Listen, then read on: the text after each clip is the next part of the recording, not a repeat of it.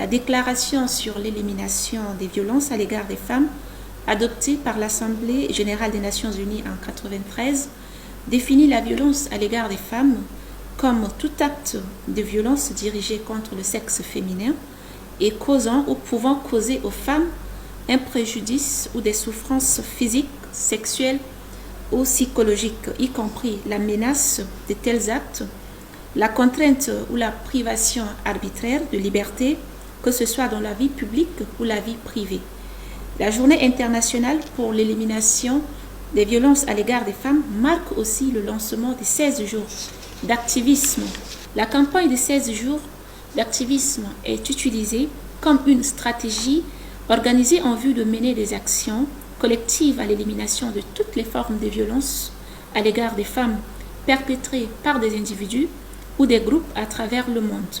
Cette campagne constitue une opportunité pour susciter l'implication de l'ensemble des acteurs nationaux et internationaux contre les violences basées sur le genre. En effet, la violence à l'égard des femmes et des enfants est une atteinte grave à leurs droits fondamentaux. Elle se manifeste sous diverses formes, à savoir les mutilations génitales féminines, le mariage précoce, les violences sexuelles, les maltraitances psychologiques et émotionnelles.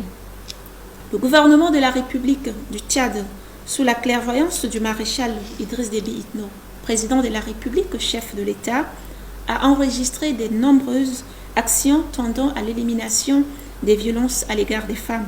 Selon l'enquête EDST Mix réalisée en 2015, plus d'un tiers des femmes de 15 à 49 ans non célibataires ont été victimes de violences physiques, émotionnelles ou sexuelles causées par le mari ou le partenaire.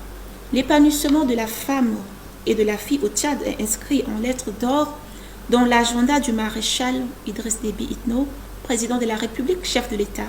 Or, depuis le début de l'année 2020, il ne se passe pas un jour où les médias ne relèvent un cas de violence perpétrée contre les femmes, les filles, mais aussi des enfants. La caractéristique principale de ces violences de 2020 montre qu'il s'agit des violences meurtrières rapportées par plusieurs provinces. Devant l'ampleur de cette situation, il est nécessaire et urgent d'agir contre l'impunité des acteurs des actes de violence qui constituent le noyau dur des souffrances des victimes.